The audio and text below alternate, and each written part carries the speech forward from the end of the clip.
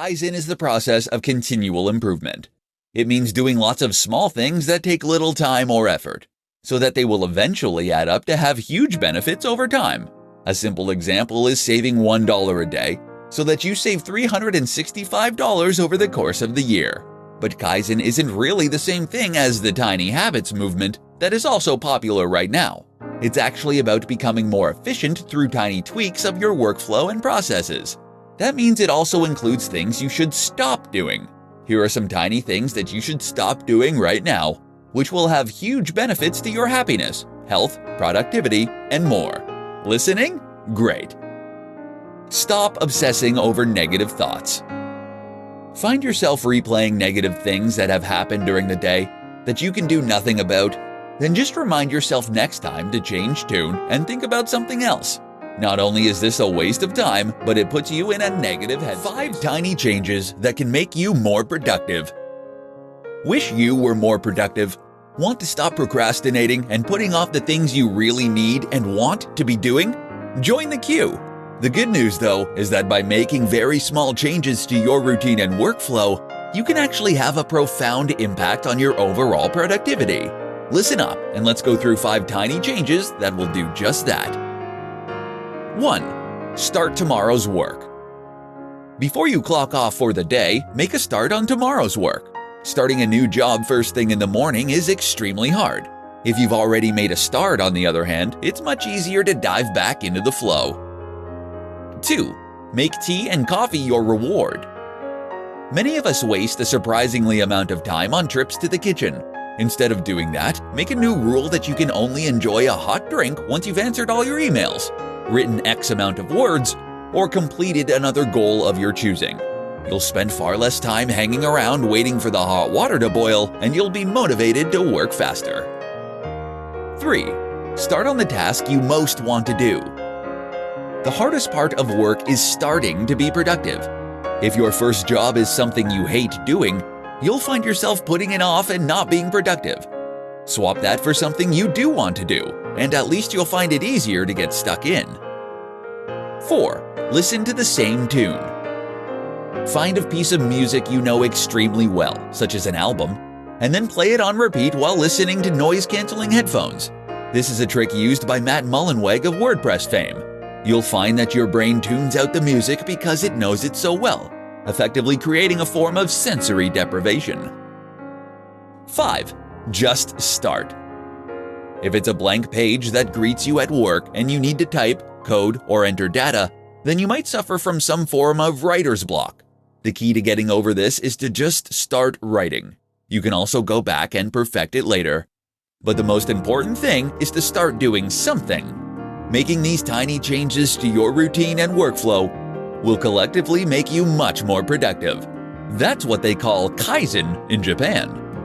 5 tiny changes that will make you happier. Is happiness something you are either blessed with or not? Or is it something you can work toward like abs? The good news is that in most cases, happiness falls into the latter category. By changing the world around you and your reactions to it, you can become much more content and happy on a daily basis. The key is to start with small changes that are easy to implement. This is what we call Kaizen. 1. Write down 3 things. Start and end your day by writing down 3 things that you are grateful for. This helps to cultivate a gratitude attitude and helps draw our attention to what is good in our life rather than what we are dissatisfied with. 2. Find one way to treat yourself. Even for 10 minutes, find a way to treat yourself. That might mean reading a bit of your book, or it might mean eating something you're excited for. Ideally, pick something that won't cost you anything. Instead of buying a book then, you might find one you already have but haven't read. This has the added bonus of reminding us we already have a lot of things we want and need. 3. Compliment a friend or relative.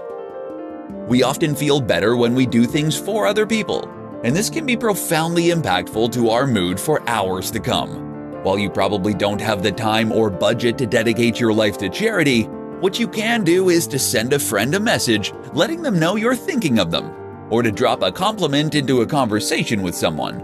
Watch their reaction, it's highly rewarding. 4. place a picture of your family by the bed and put the TV on in the morning. Reportedly, humans evolved living in small tribes, and that is the setup that makes us psychologically happiest. Most of us are very isolated today, which actually leads to feelings of loneliness and sadness. 5. Smile. Smiling more is something that can make you happier through a psychological process called facial feedback. In short, our mood changes to match our expression. Smile more, and you'll also make those around you happier. This in turn means they'll react to you better, which means you'll have more positive interactions. Next time you're at a cashier, try giving a big warm smile to the attendant. It's small and free, but it makes a big difference for them and you. Do this for just 1 minute a day and your life will change. 1 minute can change your life. Don't believe me? Then you probably haven't heard of Kaizen. This is the very trendy concept of applying minute changes to a workflow or even your life in order to enact a massive, cumulative change. Normally, that means looking at parts of your routine that you can improve, ways to save tiny bits of cash, or ways you can save a little time at work. The result here being that after several months of this, you end up much richer with much more time. But 1 minute? Can even the cumulative effects of 1 minute of effort really do anything for you? In this presentation, you'll see that it can. Here are 4 1-minute habits that can totally transform your life. 1. Make your bed. This small thing starts your day on a positive and productive note and gives you a clean room to come home to. It's ideal for training yourself to adapt good habits. 2. Talk to a stranger. Who knows what you could learn from a random person in 1 minute if you strike up a conversation? Moreover, practicing talking to strangers will make you more social, charismatic, and persuasive. And that's a game changer. 3. Run. Yes, running for 1 minute actually has been shown to have major health benefits. You're not going to lose a ton of weight, but it will strengthen your bones through minor impacts, which in turn can prevent age-related decline. 4. Write down 3 things you're grateful for. Many of us have so much to appreciate in life, from our physical possessions to our loved ones to our health. Yet we spend so long just longing for the things we don't have. So write down 3 things you're grateful for every day. This will redirect your attention to those things, such that you feel happier and more content all day long. 5. Breath training. Get yourself a breathing trainer and breathe into it for 1 minute a day. This will strengthen the intercostal muscles that you use to control your lungs and will essentially make you more efficient at breathing. The result? You'll have stronger lungs for cardio, more oxygen will reach your brain, and you'll sleep better. Those are huge benefits for just 1 minute of barely noticeable exercise. So then, it turns out that 1 minute really can change your life. Imagine what you could do with 5. How to apply Kaizen in your relationships. If you have any interest in productivity, project management, or self-improvement, then chances are you will have heard of Kaizen. Kaizen is the Japanese concept of gradual improvement. It means taking lots of very small steps toward a goal that will have a cumulative snowball effect over time. Eventually, those tiny differences add up to something extremely meaningful. But while Kaizen is popular in the business and self-development world, it also has applications outside of those areas. For example, you might just be able to use Kaizen in your relationships to become happier and more satisfied than ever before. Kaizen for couples. Relationships are hard.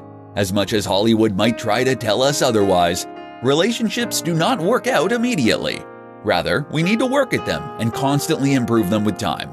Likewise, we need to stick with them when things are not going perfectly and fight through those bad patches.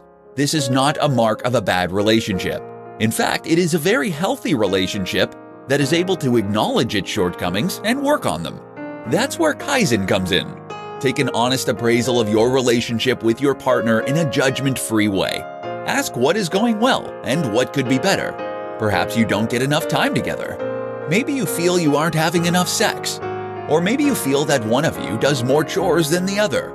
Maybe you aren't doing enough new, interesting things together. You'll then apply Kaizen by looking at each of these points and the circumstances surrounding them. You'll ask, how can you act to make that thing better? What small change can you make to your routine that will inject some more novelty or give you a bit more time together? For example, you might make the rule that one night a week you don't watch any television. Or perhaps you agree that you will cook together instead of taking it in turns. If the romance has gone, then you might both make a pact to spend a little longer looking your best for each other in the morning. These are very small changes, but over time, they can add up to make an immense difference. And the rewards you can reap here are gigantic. There's benefits to applying a little Kaizen to any area of your life. How to break a bad habit in 3 easy steps. Building a better you is not just about introducing new positive habits. Just as important is to remove the bad habits that are wasting your time, damaging your health, or losing you money. The only problem is that habits are hard to break. That's why they're habits. The good news is that there are ways you can break bad habits if you know how. In this presentation, we'll look at 3 simple steps that can help you bust those bad habits for good. 1. Change your environment. One of the most important things to do if you want to break a bad habit is to change your environment. That means you should remove yourself from your usual location. The reason is that your environment will be filled with reminders and triggers that will make you more likely to engage in the negative behavior. That is why many people trying to recover from addiction will go into rehab. There, nothing will remind them of their old life and behavior. Of course, you can come back again when you're done. Trying to quit smoking, wait until you're going on holiday and you will have the best luck. 2. Find new habits. One of the very most important things to do if you want to break a bad habit is to replace it with something new. Otherwise, you will still be continuously reaching for that cigarette or looking for that cake. You need a new way to get your dopamine hit. Of course, it's entirely up to you what your new habit should be, but make sure it gives you a similar feeling and that it's something you really want to do, such that the urge is able to win over the habit with a little help from you. 3. Take it day by day. Kaizen is the Japanese concept of gradual improvement. This idea applies nicely to kicking habits, because it tells us that instead of trying to go cold turkey on day 1, we should instead gradually seek to improve our condition.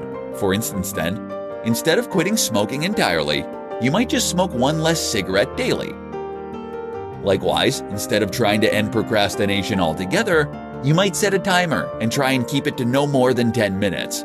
This helps you introduce an easier version of the habit you eventually tend to form, which allows you to lay down and strengthen the neural pathways you are going to need.